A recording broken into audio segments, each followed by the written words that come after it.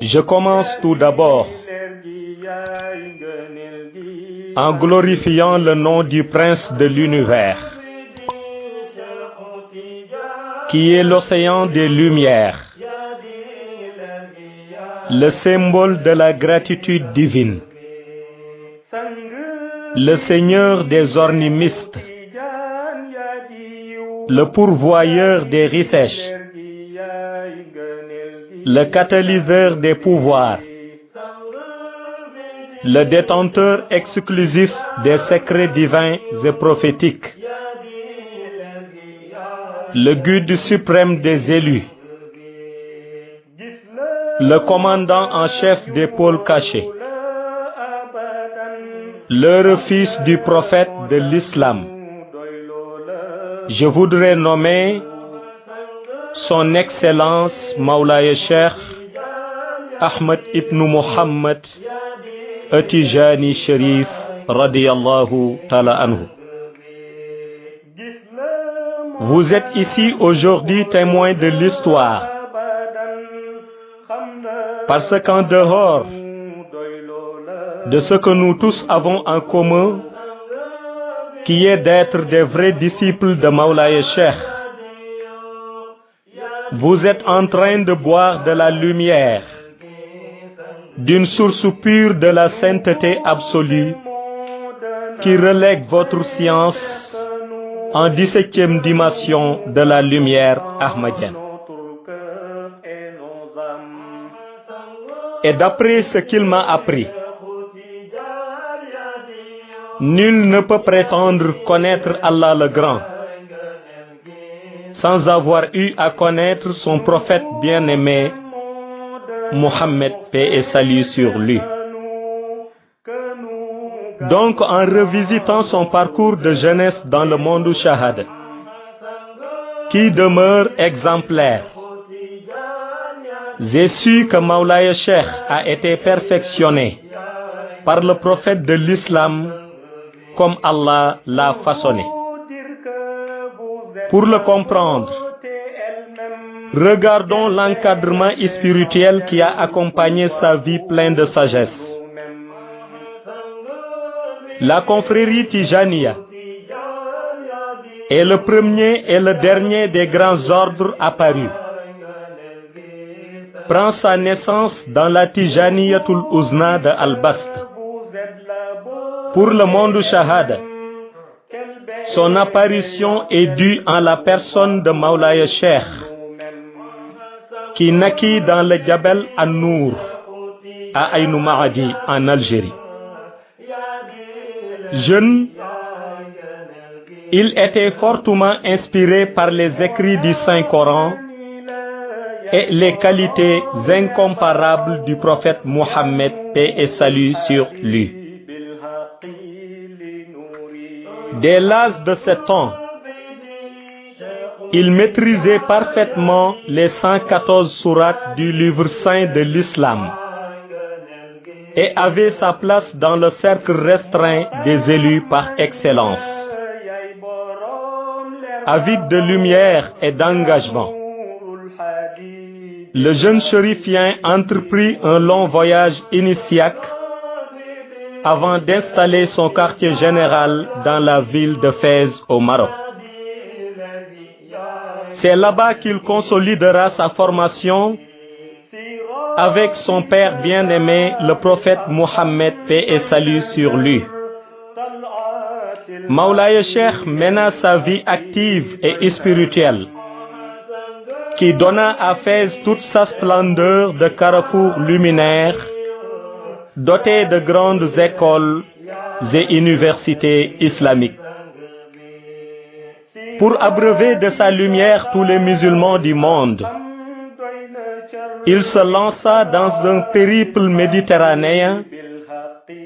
Il visita encore l'Algérie, sa terre patrie, avant de se rendre en Égypte et en Tunisie. Ce long voyage le conduit jusqu'à la terre sainte de l'islam à Médine, où repose le meilleur des êtres créés, son père spirituel, le prophète Mohammed, paix et salut sur lui, avant d'atterrir à la Mecque. Chaque étape de son voyage marque un moment fort de rencontre. Tous les grands saints du monde maghrébien le côtoyaient, comme Abu Muhammad al-Taïb, qui était le Khawsu de l'époque, Moulay Idriss, qui faisait partie des 40 élus les plus gradés de l'époque, et Mahmoud al-Kurdi, qui était le chef de la tariqa Qadriya Qutbu Zaman de l'époque. Il rencontra à la Mecque une des figures exégétiques du monde musulman de l'époque, Aboul Abbas Ahmad ben Abdallah, qui n'avait que pour mission de remettre à Mawlaya Cheikh une lettre que le prophète Mohammed, paix et salut sur lui avait ordonné de la garder jalousement et de la donner au plus grand pôle secoureur de tous les temps, 23 ans auparavant. Une lettre que même celui qui l'a gardée, Aboul Abbas, avec son chef de protocole al-Hindi, ignorait le contenu.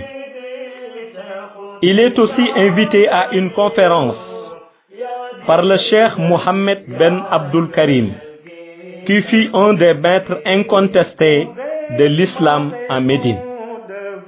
Mawlaya Cheikh, béni par Allah, le Tout-Puissant, bercé et élevé par le prophète Mohammed, paix et salut sur lui, ne pouvait remplir qu'une noble mission sous le sceau de celui-ci.